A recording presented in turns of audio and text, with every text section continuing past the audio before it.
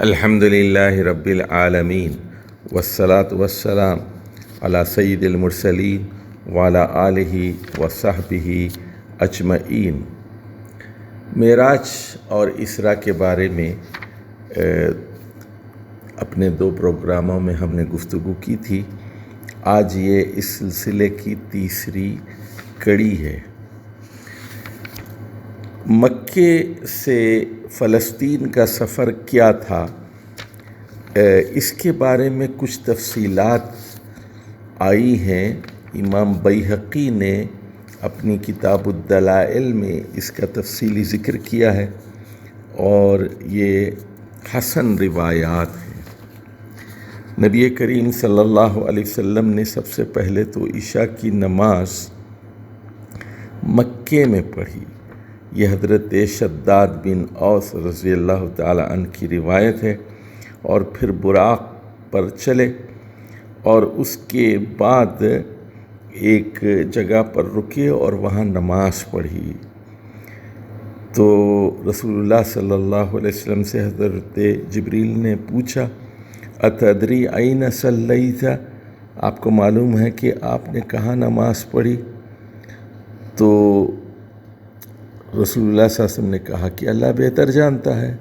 حضرت جبریل نے کہا صلیت بیثرب، آپ نے مدینہ منورہ میں، طیبہ میں اور یثرب میں نماز پڑھی ہے۔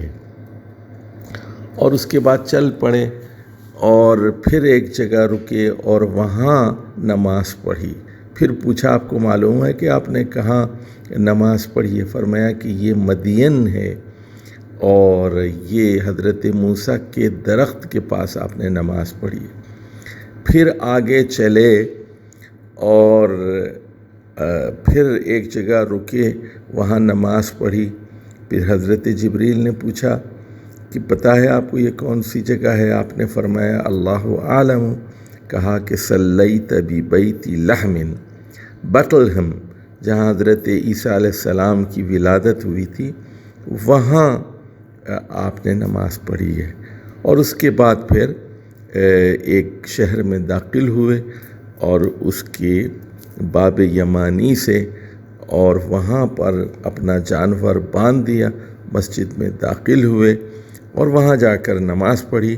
اور وہاں بھی آپ کو آپ کے سامنے پیش کیے گئے 2 برتن، ایک دودھ کا تھا اور ایک شہد کا تھا، اور آپ نے دودھ والی چیز قبول کر لی۔ اور اس کے بعد پھر آپ واپس آئے اور حضرت ابو بکر صدیق نے واپسی پر یہ کہا تھا کہ میں گواہی دیتا ہوں کہ آپ اللہ تعالیٰ کے رسول ہیں۔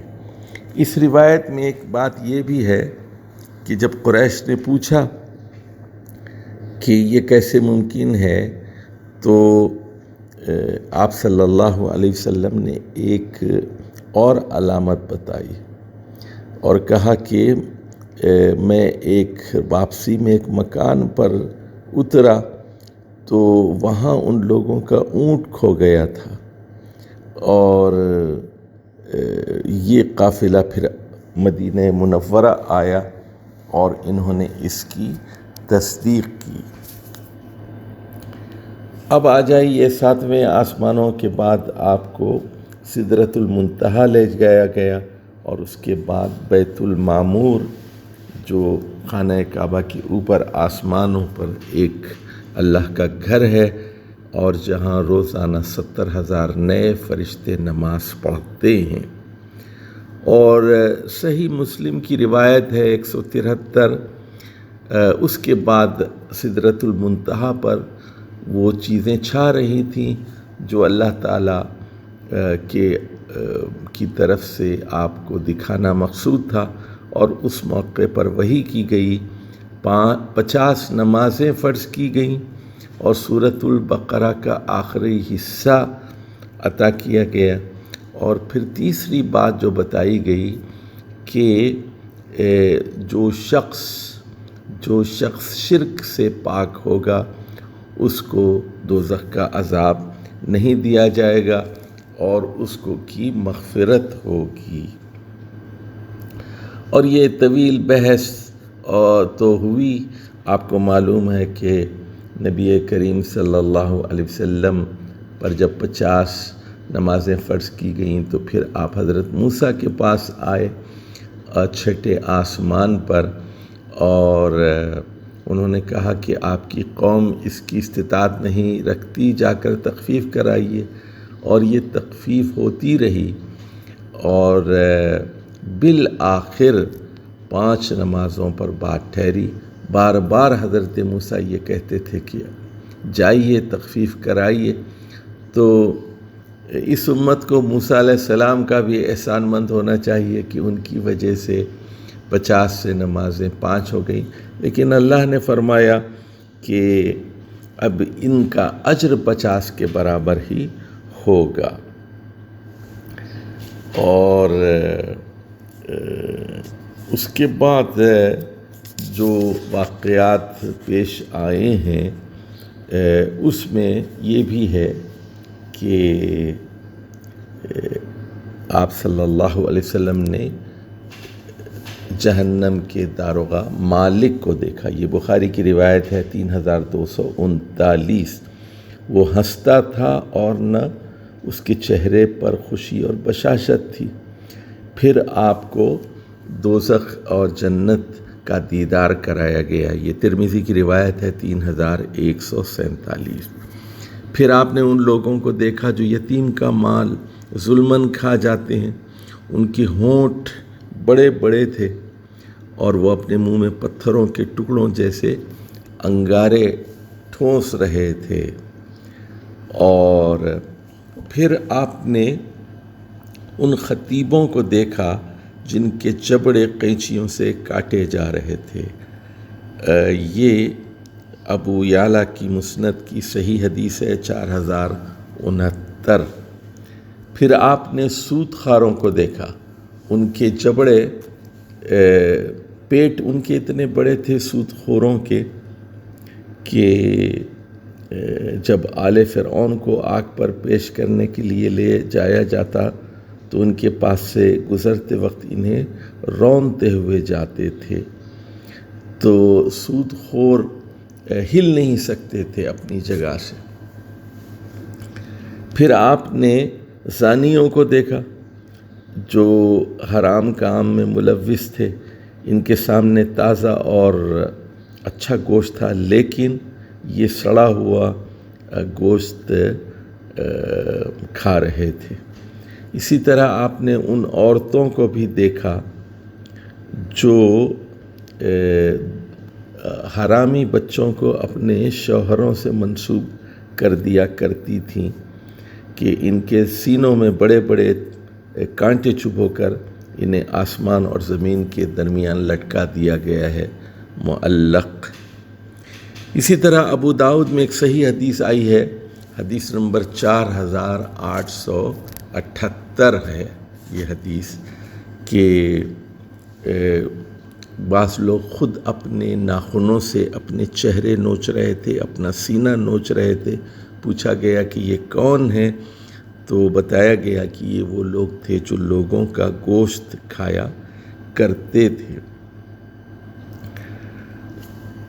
اور یہ جو حضرت ابو بکر صدیق نے جب رسول اللہ صلی اللہ علیہ وسلم کی واپسی کے بعد تصدیق کی، اس کا تذکرہ حاکم کی روایت میں آیا ہے اور جو حسن ہے، اور اس واقعے کے بعد ہی پھر آپ کے نام کے ساتھ صدیق کی چیز شامل کر دی گئی۔ اچھا، اب 2 باتیں بڑی اہم ہیں جو جس کا ذکر یہاں ضروری ہے۔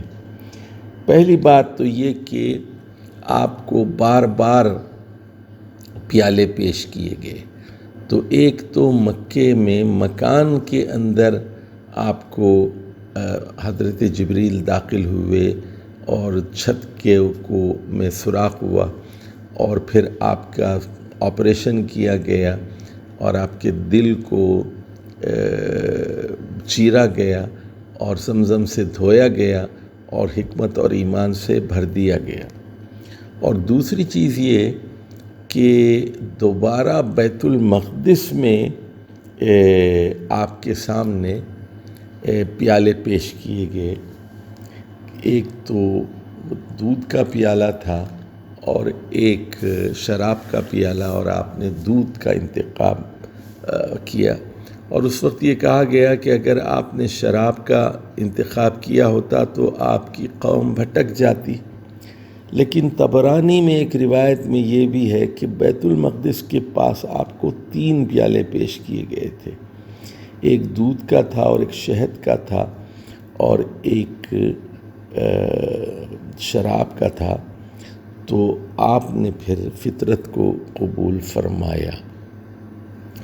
اسی طرح جب آپ کو دوزخ دکھائی گئی تو اس میں آپ نے کئی لوگوں کو دیکھا، تو اس میں وہ آدمی بھی تھا جس نے حضرت صالح علیہ السلام کی اونٹنی کو کاٹ دیا تھا، جس کا ذکر قرآن میں ہے، اذ انبعث اشقاہا۔ تو ان کا اشقا آدمی وہ اٹھا اور اس نے اس اللہ کی اونٹنی کو، ناقۃ اللہ کو قتل کر دیا۔ تو یہ آخر الناقہ، جس کے بارے میں دوسری حدیث میں ذکر ہے کہ اس کا نام قیدار بن سالف تھا، اس کو بھی آپ صلی اللہ علیہ وسلم نے آگ کے اندر دیکھا۔ تو یہ وہ روایات ہیں جو صحیح احادیث میں آئی ہیں۔